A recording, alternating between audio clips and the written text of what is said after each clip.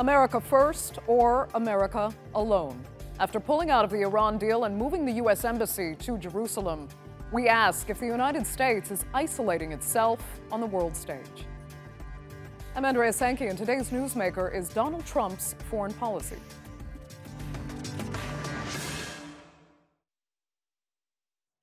One of the first things Donald Trump did when he took office was to pull out of the Trans-Pacific Partnership, a treaty aimed at boosting trade between 12 nations whose borders lie on the Pacific Ocean. Then, last June, Trump withdrew from the Paris Climate Accord.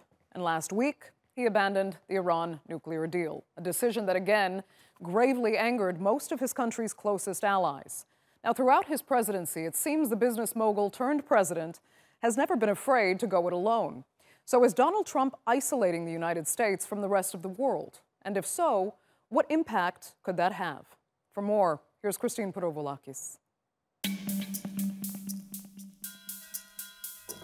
From this day forward, it's going to be only America first. Together, we will make America strong again. With every decision and every action, we are now putting America first. On many global issues, the United States seems to be standing alone. I am announcing today that the United States will withdraw from the Iran nuclear deal. It's not just the Iran nuclear deal and European allies that Trump has turned his back on. One of his first acts as U.S. president was to pull out of the Trans-Pacific Partnership, the biggest free trade deal in history. The treaty was aimed at bringing 12 countries closer together through lower tariffs and was a hallmark of the Obama administration. It was intended to block China's growing influence in the Pacific, but has instead opened the door for Beijing, not Washington, to play a bigger role in the region. Under Trump, the U.S. has also isolated itself on the worldwide effort to tackle global warming by abandoning the 2015 Paris Climate Accord. Not only is the U.S. the only country in the world not to be part in the pact, it's also enabled France to take the lead, hosting a major international conference on global warming in Paris last year.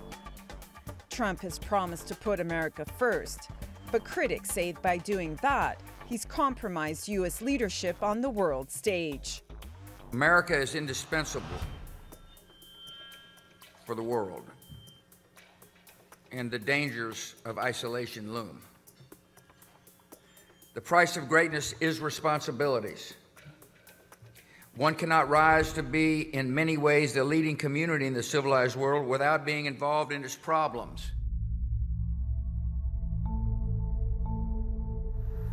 Since taking office, Trump has pushed for a new wall along the U.S.-Mexican border to prevent people from crossing into the U.S. illegally, and has demanded the two-decade-old North American Free Trade Agreement with Canada and Mexico be renegotiated. He's cut $285 million from the United States contribution to the UN's budget this year, and is threatening to cut financial aid to any country that goes against the U.S. at the United Nations. As for old alliances such as NATO, Trump's threatened to tear that up as well. Und die Zeiten, in denen wir uns auf andere völlig verlassen konnten, die sind ein Stück vorbei. Trump's travel ban on some Muslim states has been met by legal challenges, nationwide protests, and global unpopularity. His decision to recognize Jerusalem as the capital of Israel has also been criticized by his European allies and the Vatican, as well as global rivals like China and Russia, and sparked protests across Palestine with deadly consequences in Gaza. Trump says his foreign policy is defined by the phrase America first, but in reality, has this led to America alone? Christine Perovolakis, The Newsmakers. Well, joining me now from Washington, D.C. is Jim Phillips. He's a senior research fellow for Middle Eastern Affairs at the Heritage Foundation. And in Los Angeles, we have liberal commentator Peter Matthews. Thanks both so much for joining us. Peter, let me start with you. Is what we're seeing in the United States right now, is it isolationism, or Is this something unique that equates to kind of unprecedented, maybe unilateral action that Trump defines as America first? I think it's much more the latter. It's not isolationism because Trump is still heavily involved. For example, the decision about the capital moving to Jerusalem and his decision to, hit Syria with missiles and make statements about the, parts of the world. So it's not just isolationism. I think it has to do with the type of involvement that I don't think is always the best, because we need to be more focused on economic development throughout the world, on being partners with our countries to develop their economies and be for social justice, for working people to do well, and not just for the big corporations to do well and having the U.S. have troops all over the world. That should actually be reversed. So it's not isolationism, and we have to be involved in any way. It has to be on a socially just, fair way, and not just a dominant way where one country dictates the whole world. Okay, Jim Phillips, let me get your take on that. I would agree with him. I don't think it is isolationism. President Trump has escalated the U.S. commitment in Afghanistan. He's accelerated what I would consider an inevitable confrontation with Iran over the nuclear deal. If he was truly isolationist, I think he would have just washed his hands and let Iran slow walk to a nuclear weapon after 15 years, after the key restrictions on uranium enrichment expire. But he didn't do that. He walked away from the deal and explicitly said he's open for negotiations, which means further involvement with Iran. Okay, so if it's not isolationism, is it possible, though, that at least many of the United States' foreign allies would like to, at least in a sense, Peter, let me get your take on this, isolate the United States more so they can try to bypass some of Trump's more controversial decisions, i.e. the Iran nuclear deal? Absolutely, because they feel that the U.S. is acting unilaterally in its own national interest. It's not even a national interest, but a dominant interest.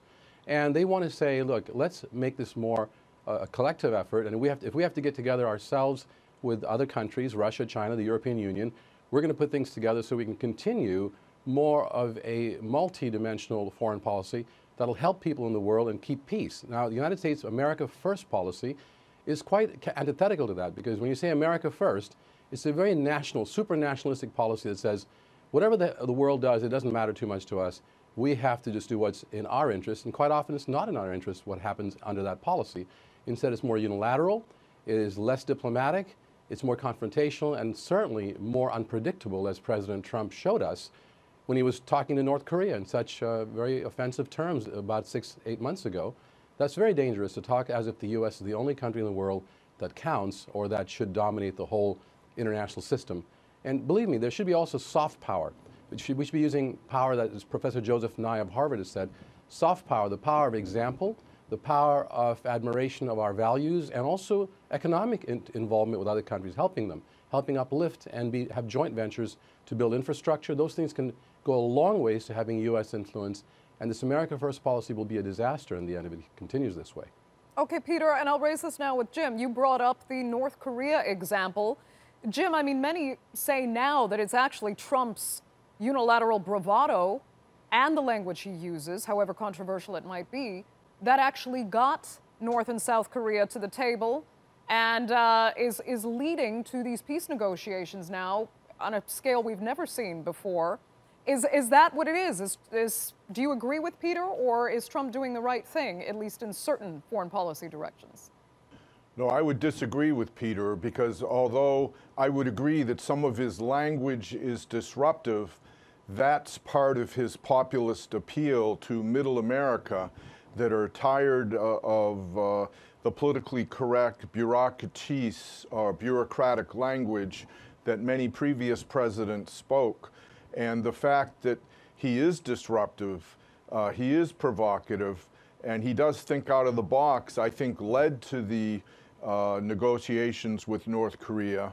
The jury's still out on how they're going to go. I myself am a little skeptical that this will be a productive agreement in the long run, but I think soon you'll also see this administration engaging with Iran and trying to renegotiate that a very bad and controversial Iran nuclear deal. Okay. Let me bring in now, from Clute, Texas, Ron Paul. He is a two-time presidential candidate, also the host of the Ron Paul Liberty Report. Ron Paul, thanks so much for joining us.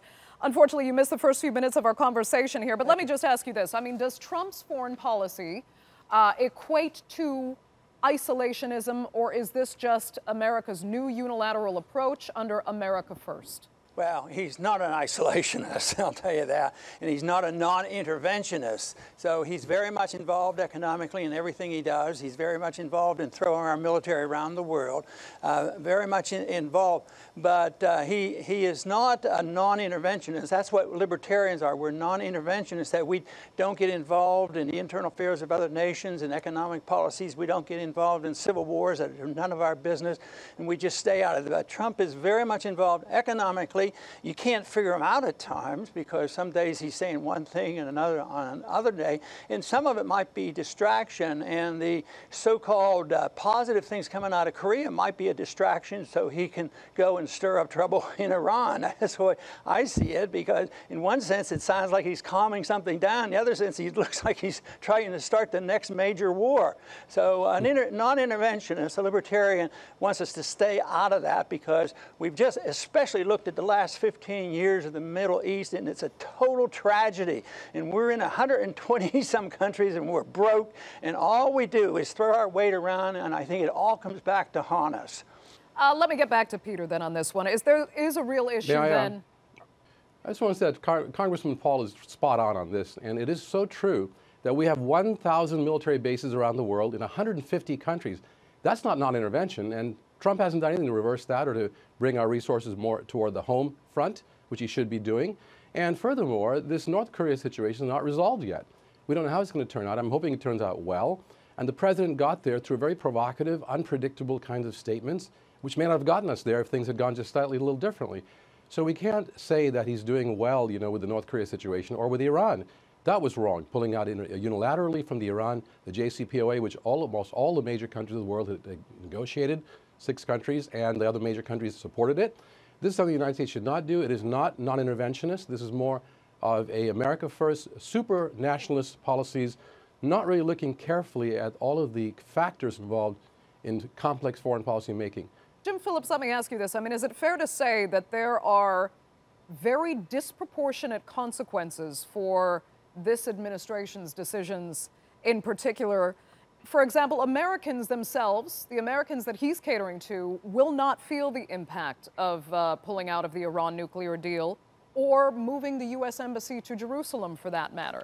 But millions of people in the Middle East will feel those effects, and they will suffer. Is that fair? I think our allies in the Middle East, particularly Israel, Saudi Arabia, United Arab Emirates, Bahrain, and other members of the Gulf Cooperation Council, are very encouraged by the fact that the U.S. pulled out of the Iran nuclear deal. And I think one of the only achievements of the Obama Middle East policy was by reaching out to Iran, it brought Israel and Saudi Arabia together. And because both see Iran as a greater threat than the other one. So in that respect, I think our allies in the Middle East very much support that break from the Iran nuclear deal. Okay, Ron Paul, go ahead. Well, you know, on the deal, you know, if we were back 10 or 15 years ago, an interventionist, a non-interventionist, a libertarian wouldn't be looking for more these international agreements. That doesn't make us an isolationist. It doesn't. It just means we're non-interventionist.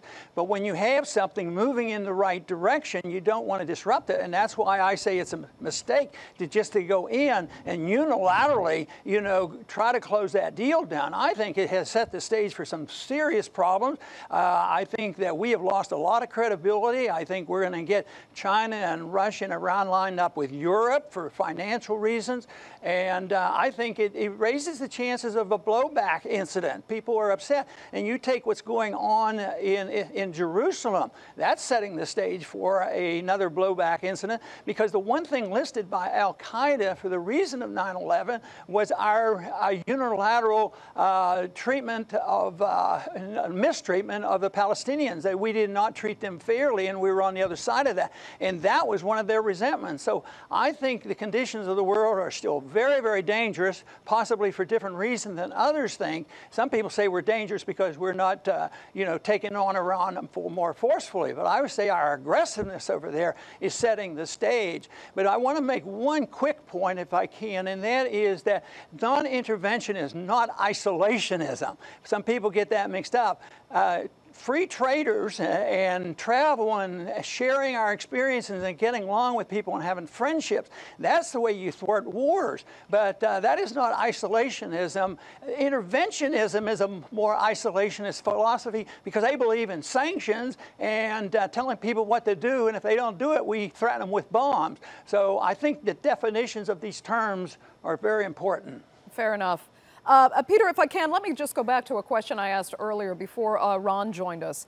Can U.S. allies begin to genuinely bypass the United States now in international agreements? Or is the United States, still being the world's only superpower, just too important to get around? Does nobody have a choice but to deal head-on with the United States in foreign policy now? U.S. allies and some of the competitors could get together in an action to oppose a unipolar world. The U.S. had a unipolar world, one center of power. We were dominant when the Soviet Union fell apart. And that doesn't last for very long in history.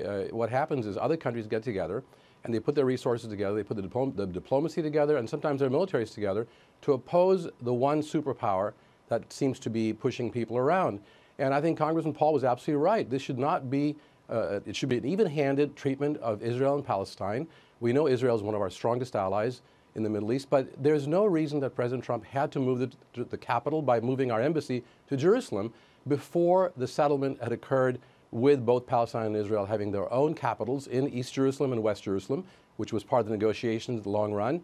And we have to make sure the settlements are moved out and let the Palestinians have their territory back. That would be a more even-handed way of dealing with things, and people would see the U.S. is a broker that is fair. And until we do that, we are under security threat. There will be a lot of reaction and blowback, and who knows if some incident might not occur here in the United States, not just around the world in the Middle East, but something come back here to hit us here. We have to be more fair about this and more multilateral once again. And I do believe what also the Congressman said, that we have to encourage trade, we have to encourage travel, exchange of ideas, investment in each other's economies, and that can grow the world's economy in a fair trade manner, not a free trade one. Okay, Jim Phillips, might the United States become less internationally relevant now? And can I ask, do you think Americans will even care what their position really is on the world stage? No, I think Americans care, and I think one of the things they care about is that the U.S. stands with its allies. And particularly in the Middle East, that means standing with Israel against Hamas, a terrorist group that is not only opposed to peace, but is opposed to Israel's existence. And as long as Hamas has a chokehold on Gaza, there can be no peace. And that's one of the reasons why I think that by moving the U.S. Embassy to Jerusalem and explicitly saying that it is possible for the U.S. to open up a embassy for Palestinians in Jerusalem at a later date, that leaves open the possibility of a negotiated peace, which looks more and more improbable. But nonetheless, it signals to Palestinians that they don't have veto power over the sovereign decision of the United States to decide where it puts its embassy. I mean, previously, there was a diplomatic facility in East Jerusalem for U.S. diplomats to talk to Palestinians, but there was no diplomatic facility elsewhere in Jerusalem to talk to Israelis. And I think that's a historic anomaly that has been corrected. Okay. Let me get to Ron then. Do you mind if I interject? May I make a comment on that, please? Indeed, go ahead. May I make a quick comment on that, if you don't mind? Yeah, I wanted to mention what Jim said. There's something else here, and that UN Resolution 242 is extremely important. That's the one the world rests its decisions on, basically, and the resolution was legal. It becomes part of international law, and that called for a two-state solution with each of the countries having, Palestine and Israel, having their capitals in Jerusalem. and having non-occupation of territory. That has to be adhered to. The U.S. has to be a firm supporter of UN Resolution 242, and they'll go and veer off in one-sided directions, which can cause this kind of blowback we're seeing right now today. Ron Paul, do you think the United States wants to be a superpower? Do they want the responsibility that that entails? What does, if you can speak to your constituents, what does the average American voter really want? Well, I think everybody in every country wants to be, a superpower, influential, and an example. But the superpower you're talking about, I think, is the wrong way to go. I'd like to think of American exceptionalism, but it's quite a bit different than us going over and telling people how to run their elections and who should be in charge of their government and using our CIA to overthrow governments. But I think we should be an exceptional nation on setting examples on free markets and civil liberties and these sort of things so other people want to emulate us. But you also ask about is our position being challenged around the world? And I said definitely, especially on this recent episode of what we're doing and getting out of the agreement with Iran. I think we've been knocked down. We will be, but I think it's going to be involved in economics as much as anything, because the petrodollar will eventually be challenged, and then there'll be a petro yuan, and these other currencies are going to challenge us. Our debt is outrageous. We cannot maintain it. And we will get knocked down, not because anybody's going to invade us, not because anybody's going to threaten us with nuclear weapons, not because Syria is going to attack us, Iraq didn't attack us. We're going to be challenged because of our own stupidity of running up a $21 trillion debt, and it's endless. And this administration is making it worse than ever. That will challenge the dollar. And if you look at the countries that we really go after, are the countries that have challenged the dollar. But the dollar will have to go down eventually because it's unsustainable. We just can't print money forever, taking care of all our welfare needs at home and policing the world. Right now, people still trust the dollar, but it's not so much as it used to be, and that will eventually change. It's interesting. Jim, let me ask you on that question. I mean, given where the United States is economically, but the fact that the United States is still the world's consumer engine, you know, Trump's stance now, America first, bring American jobs back. But the truth is Americans don't want to, and most of them really can't afford to pay for American wage products and manufacturing. So I'd like to get your take on what Ron was saying as well, where you think the U.S. then is headed economically with this type of Trump-led policy. Well, I would agree with Mr. Paul that one of the strongest threats to the U.S. Foreign policy is our indebtedness and the overall economic situation, which is, I think, one thing that led the president to articulate his foreign policy of America first, that he doesn't want to see the U.S. go further in debt to provide security to many allies that perhaps don't pull their own weight in terms of defense spending or providing for their own security. I myself don't like the phrase American first because I have a long enough memory to see it as the wrong response to the rise of Hitler in Europe. But I think President Trump implies that America first in economic terms in order to reduce the exploding threat that Mr. Paul talks about. Okay. Jim Phillips, I will have to give you the final word because unfortunately we're out of time for this segment. I'd like to thank you and Peter Matthews and Ron Paul so much for joining us there on this segment of The Newsmakers. Thank you.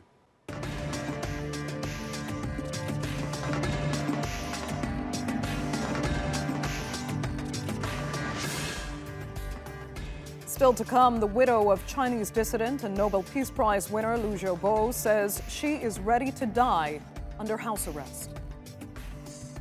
And the daughter of the UAE's emir is missing. We speak to her friend who says she witnessed her kidnapping.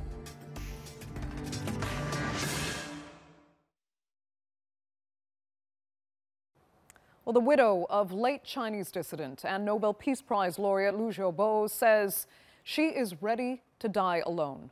Though never charged with an offense, she's been under house arrest in China for 8 years. Her husband died of cancer last year while in Chinese custody, convicted of inciting subversion of state power. A few weeks ago, a friend of Liu Xia released a recording of an emotional phone call with Liu in which she said she has no reason left to live. International calls to allow her to fly to Germany, where she's been offered asylum, have fallen on deaf ears in China, and human rights activists have hit dead ends demanding her release. So how far is the Communist Party willing to go to silence its critics and their families? That debate in a minute, but first, here's Shoaib Hassan.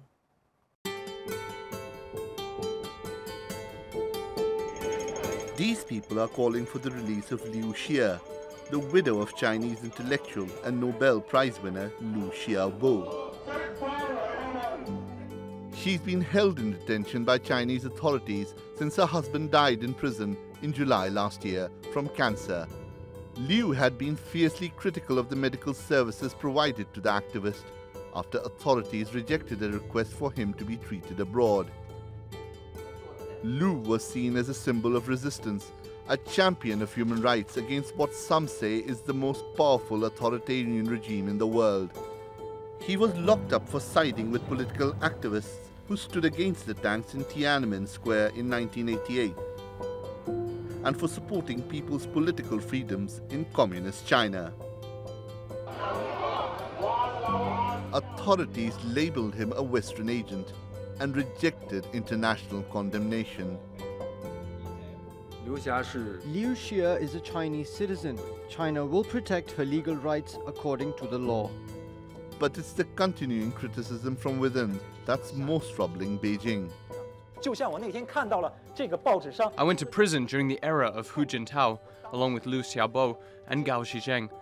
At that time, the time of the Jasmine Revolution, we felt things were already dark enough. But over the past 5 years, we've discovered that Comrade Xi's rule is like a concentrated version of the preceding 23 years, the 13 years of Jiang Zemin and the 10 years of Hu Jintao. It's even worse. Worries about China's crackdown on internal political rights and freedom of expression are growing, especially as it's gaining power as a world leader through its economic and political strength. Will Beijing listen to the criticism and reconcile with the dissidents? Or will it continue to smother the voices of those like Liu, who remain critical of the communist government? Shoaib Hassan, The Newsmakers. Well, to discuss this further, I'm joined now from Washington by the founder of Freedom Now and a lawyer for Liu Xia, Jared Ganser. And in Beijing, we have Zhu Qinduo, former chief correspondent for China Radio International. Thanks both so much for joining us. Zhu, let me start with you in Beijing. Zhu Qinduo, why is Liu Xia still under house arrest without charge and barred even from visits from diplomats now? Well, I'm not sure about the details and exactly what happened to her, but I'm pretty sure she's grieving because she lost her husband last year because of cancer of liver. So no, the details actually is not completely out about what's happening to her, or whether she stays in Beijing or somewhere else, or is she planning to leave the country or any other plans. No, I'm not exactly sure about that. But we know she's a widow of, yeah. Yes, we do know that, but we also know she's been under effective house arrest now for 8 years in China. Why? How sure are people in terms of she's being house arrest or detained by the Chinese government? She is an artist. She has her own work. She has been working for the past years, but she's just one of the common folks in China. Few people know exactly. There are 1.4 billion people in China. It's hard to know any individual what's happening to her or him. As long as you are following the law, I don't think anything will happen to you. If you're breaking the law, you'll be punished. That's the case. That's the case in China. That's the case in any other countries, I guess. Okay, Jared, let me ask you, is it that simple? Is she perhaps breaking the law and she's being punished for it as per Chinese law? Well, the Chinese government has never said that she's been charged with any crime, never indicted her, never presented her before any court. I got to know Liu Xia a number of months before her husband won the Nobel Peace Prize, was announced as the recipient of the 2010 prize, and was talking regularly to her about preparing her husband's case before the United Nations. Very shortly after it was announced that her husband was going to be the recipient of the 2010 Nobel Peace Prize, a security cordon came around her, and it was impossible for me to then be in touch with her on a going forward basis. She made very, very clear to me before she was ultimately placed under house arrest that she would want to remain in regular touch with me, and that if anything impeded that, it was not going to be of her choice, but it was going to be because she was being prevented from being able to be in touch with me as her international lawyer. And over the last 8 years, numerous diplomats have tried to visit, just like they have recently, and have been turned away. We won her case and that of her husband, Liu Xiaobo, before the United Nations Working Group on Arbitrary Detention, which said that they're being held arbitrarily and in violation of international law. And as her husband was quite sick last summer, both she and Liu Xiaobo expressed their intentions to be able to travel abroad for Liu Xiaobo to have medical treatment. And she's been quoted recently on a handful of occasions where word has gotten out from where she is, that she's incredibly depressed, that she desperately wants to leave China. She was, of course, just recently almost visited by 5 European diplomats who were turned away at the front entrance to her apartment building. So I think it's very, very clear she's under house arrest. It's arbitrary and in violation of international law. Under international law, China has a duty to allow all of its citizens to travel freely within China and to be able to travel abroad under the International Covenant on Civil and Political Rights. Okay, Zhu Qindo, I saw you had a response there. Do go ahead. Yes, from what Jared talked about, obviously, and also, of course, you can, if you access the news, the coverage about Liu Xia and Liu Xiaobo, we know what happened to Liu Xiaobo. As the wife of Liu Xiaobo, we don't know exactly what happened right now, but we know about more than 10 years ago, in 2010, Liu Xiaobo was awarded the Nobel Peace Prize. In 2008, 2009, he was imprisoned, but then the prize was awarded to him. That was considered as a serious offense to the Chinese government, to the sovereignty and the respect of law in China. But the thing is, if you look at China now, it's an open country. You see travelers. China actually boasts the largest number of travelers, international travelers, every year. So people do have the freedom. If you leave the country, if you visit any country, that's no problem. And another point I want to add is, there's a lot of involvement. I'm sorry, just to be clear here, we're not talking about the average Chinese person. We're talking about people who speak out against the government because they believe the government is in violation of basic human rights. I have to ask you this. As you've said, China has become a very powerful country, and with that comes more and more exposure. You have these travelers, as you said, for example, coming through.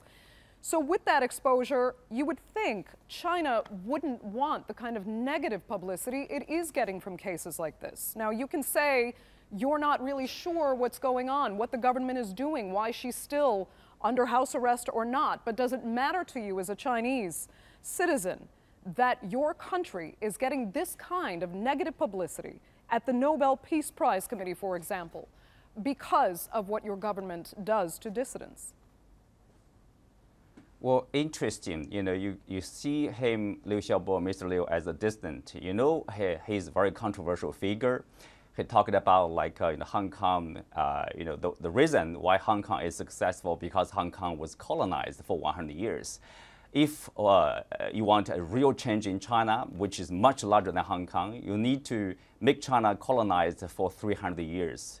Do you think Chinese people are happy to hear that? Remember, China has a history of 100 years of humiliation and colonization by Western powers. Do you think we are happy to accept that?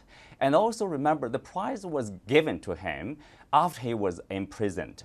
In any country, that's a serious offense. That's a disrespect of our sovereignty. I think I understand why the government is not happy with that. And so, that's a criminal. If a criminal, you can argue, you can have a lawyer, whether he's, guilty or not. That's no problem. That's a legal issue. But awarding the prize to him, the Nobel Peace Prize has become a political tool against China. So this is a so-called, negative coverage internationally. If that's the case, then leave it, as you like. Okay. Jared, go ahead. Sure. Well, look, I mean, I'm really pleased to be able to have this debate with Mr. Xu in Beijing. It's good to be able to have these kinds of direct discussions. But let's just be clear. There are two entirely different issues that we're talking about. The first is the issue that relates to Liu Xiaobo and his being awarded the Nobel Peace Prize. And while undoubtedly there's some of his views that he expressed over the years that were more controversial to the Chinese government than others, at the end of the day, the views that he was expressing were fully consistent with the international right to freedom of opinion and expression. And in fact, he was imprisoned for the subversion of state power, which is an overbroad national security offense. But whether or not he was a criminal, and I firmly believe he was not, because he was acting within his rights under international law to express his views peacefully and nonviolently, what has happened to his now widow is totally different and totally unrelated to alleged crimes he may or may not have committed. Let's be clear, Liu Xia, according to the Chinese government, has never been charged with any crime. And yet she's been detained for 8 years or so without charge or trial. And so this is the issue that I'm focused on today as Liu Xiaobo and Liu Xia's lawyer. I was initially hired to represent Liu Xiaobo and began representing his wife Liu Xia a number of months before he won the Nobel Peace Prize. And it is inexplicable and contrary to the rule of law and a flagrant violation of China's obligations under both its own and international law that she be held without charge or trial for such a lengthy and extended period of time. And so I would, of course, agree with Mr. Xu that China has accomplished many things for its own people. It's lifted hundreds of millions of people out of poverty. It's a great nation with a storied tradition and history. And I don't dispute any of those general claims. But as a human rights lawyer, my focus is on representing individual people suffering under oppression from governments that aren't following their own and international legal obligations. And what is happening to Liu Xia herself is exactly that, a flagrant violation of her rights under Chinese and international law. Okay, Xu Qingdou, let me ask you this then. Is it worth the damage to China's reputation as a great country to continue to punish the relatives of human rights activists in particular? Liu Xia was not known for being a human rights activist, She's as the Jared has family pointed of. out, I guess, Yeah, she's a family of Liu Xiaobo. What happened to Liu Xiaobo, has happened. But to Liu Xia, she's let's see, view her as ordinary folks, right? Whatever happened between her and the Chinese government, I don't think the Chinese government sees Liu Xia as a threat. She's just an individual, and she can stay in China. She can stay in another country. China is a powerful country. China doesn't need to be, to fear any individual person, Chinese citizen or citizen from other countries. But look, in this case, you have the participation, active participation by foreign diplomats, by foreign governments, foreign lawyers here. I think that's very sensitive to Chinese people and to Chinese government. They don't like to see somehow they are under pressure by the foreigners, and then they have do like as ordered by the foreigners do. No, that's sometimes works the opposite effect. Okay, Jared, I'd like to get your response to that. I mean, does the pressure from the international community actually backfire in this case? Look, I mean, my view is that silence would guarantee one outcome, which is nothing happening, and speaking up is the only chance that we have to help Liu Xiaobo and others in these kinds of situations. Look, China didn't have to sign the International Covenant on Civil and Political Rights, and it chose to do so. And when a government of its own sovereignty and its own volition signs international treaties, it gives license to the international community to monitor their compliance with those treaties. And so this is exactly what's happened with China. As an American, I have no issue with foreigners, whether it be Mr. Xu or others, that might want to criticize the United States government, for example, for detentions in Guantanamo, or for the use of drone strikes that can cause collateral damage to civilians, or for the massive number of guns we have in the United States, or our serious problems in healthcare. I welcome those kinds of criticisms. I don't find them offensive or improper or inappropriate. And my view is that shining a bright light on what's happening in my country in terms of problems that the United States has is a very, very important way that we improve as a nation. And so I would hope that over time that China, which has of course become much more open to the international community in the last 30 years, will come to understand that that criticizing its government's actions is not interfering with its sovereignty. It's trying to uphold the obligations that China has voluntarily taken on as a sovereign nation when it has signed international treaties. Jared, if I can ask you this, though, and I think the point that... Can I respond with 2 points? Go ahead, Xu. Go. Yeah, the one I want to point out is that, like Chinese culture is is very different from that of the US or that of the Western countries in general. China's, one of the very important principle of diplomacy for China is non-interference of internal affairs of another country. So China will not take any initiative in criticizing whatever happened in the United States. China does publish a human rights record for the United States only after, which is released only after the U.S. released its human rights report, basically about every country, instead, with the exception of itself. So in general, China, hates to be somehow involved in another country's internal affairs. At the same time, it is very sensitive to, say, criticism, especially the unfair criticism from another country or people from another country. And secondly, in terms of criticism against the Chinese government, if you're familiar with the Chinese social media, Weibo or WeChat, you would see tons of criticism against the Chinese government. Okay, Jared, quick final word. We have about 30 seconds left. Look, I mean, I appreciate that Chinese culture is very different than American culture, but what I'm not talking about is culture. What I'm talking about is international law. And when a government signs onto a treaty, you don't have the ability to interpret the treaty differently because you have a different culture. When you sign onto a treaty, like the International Covenant on Civil and Political Rights, you give license to the treaty monitoring body created by the treaty to monitor your adherence to that treaty and whether or not you're complying with your obligations under international law. At the end of the day, I think China is a great nation. I totally agree with Mr. Xu that it has nothing to fear from individual people like Liu Xiaobo or Liu Xia for that matter. And I think it would show its strength and it would show its, itself to be a great power by allowing her to be free, allowing her to travel abroad as she would like, and similarly not persecuting other dissidents with whom it disagrees. Okay, Jared, I will have to give you the final word. Very unfortunately, we're completely out of time for this segment of The Newsmakers. Thank you both so much for joining us.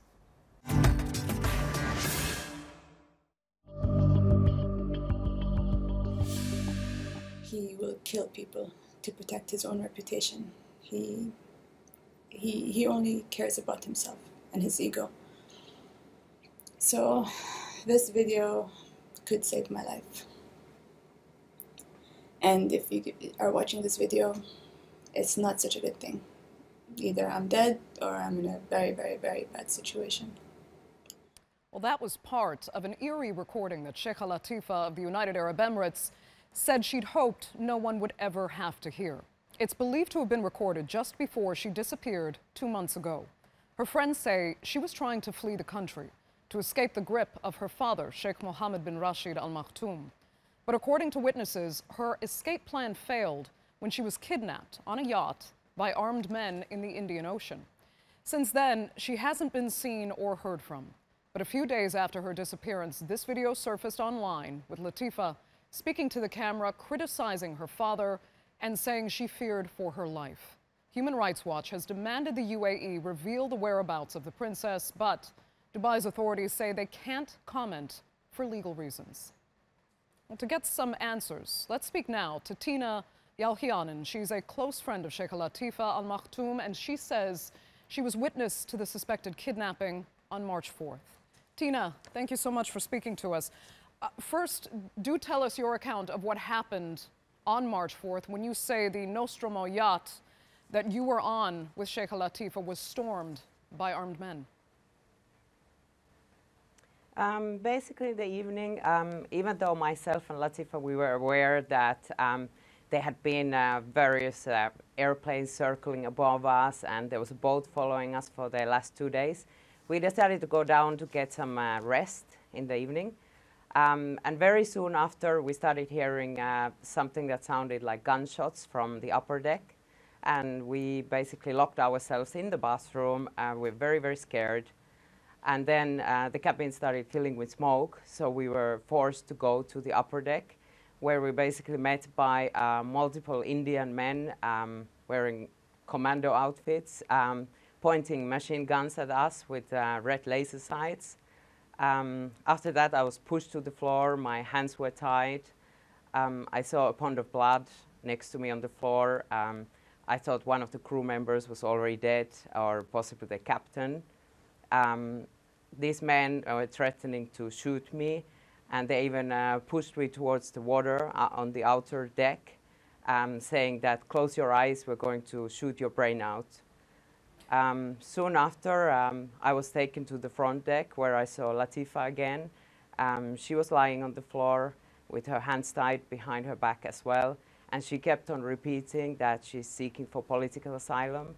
But these men were obviously not listening. They told her to keep quiet or they would shoot. Just to be clear, you believe those men were agents sent by her father. In fact, I think you said you believe they were Indian security forces paid for by Sheikh Maktoum.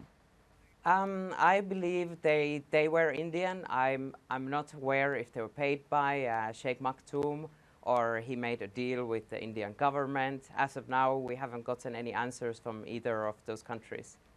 Okay, so to continue your account here, you saw Sheikh Latifa on the ground. She was claiming that she was seeking political asylum.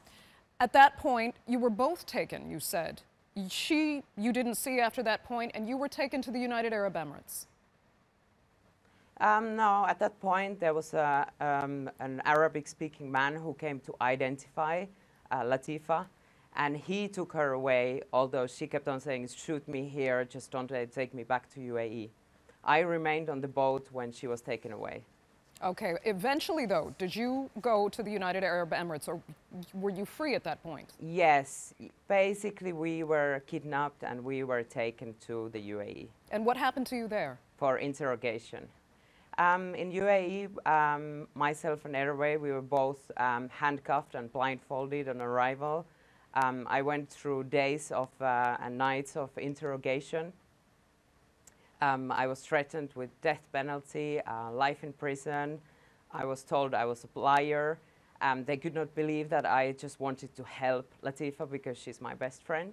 They thought there was either a political organization behind it, wanting to extort money from Sheikh Mohammed. They just couldn't believe that I was only helping her because she's my best friend. Right, you've said that before, that you were only planning to help her escape because you cared. But there are some reports I've seen that you actually did receive money beforehand to help her escape. Is that true? No, that is not true. I mean, obviously there are costs for this type of an operation, but I was not paid for helping her. But someone was paid then, you're saying, to help with the logistics of helping her escape, correct? Basically, Airway had to come all the way from the Philippines, so there are costs to hire the crew, to fix the old boat. There was various costs, but there was no payment as such. Okay, let's talk about Hervé. Hervé Joubert is the owner of that yacht, the Nostromo. Now, some people are actually very suspicious of your account and his as well because of his involvement, particularly because he is a former French government intelligence employee. He also had serious issues with the government in Dubai. He was charged with embezzlement.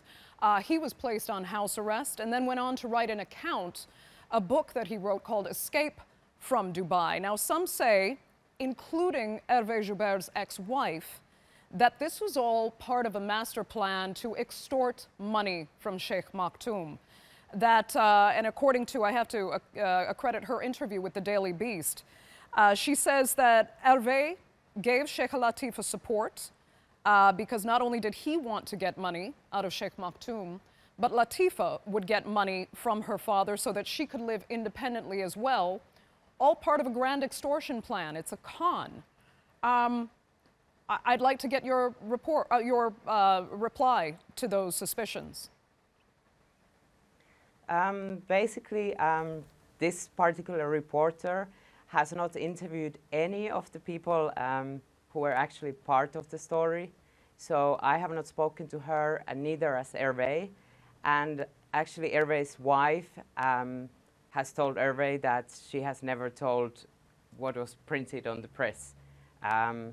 So there's a little bit of a confusion, but I believe it's completely fake news. just someone behind it wanting to discredit the actual story. Okay, so where then do you think Sheikha Latifa is now? I believe she's in UAE, locked up somewhere by her father, possibly drugged, because Latifa is a fighter. To keep her quiet, they would actually have to lock her up and, yeah, sedate her.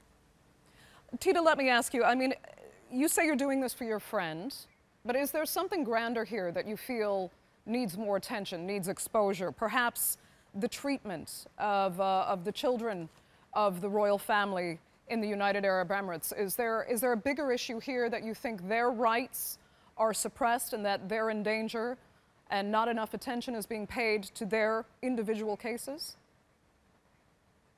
Yes, I believe so. Latifa's plan, you know, after going to US and seeking for asylum, was to open a charity to help other oppressed women, but also help her sister Shamsa and other, even the adopted sisters in her family who are being abused and jailed for just seeking human rights. There are obviously no women's rights in UAE either. So if you look at the bigger picture, Latifa wanted to help a lot of people and not just to gain freedom for himself. Thank you so much for giving us your account of these extraordinary events on the Newsmakers.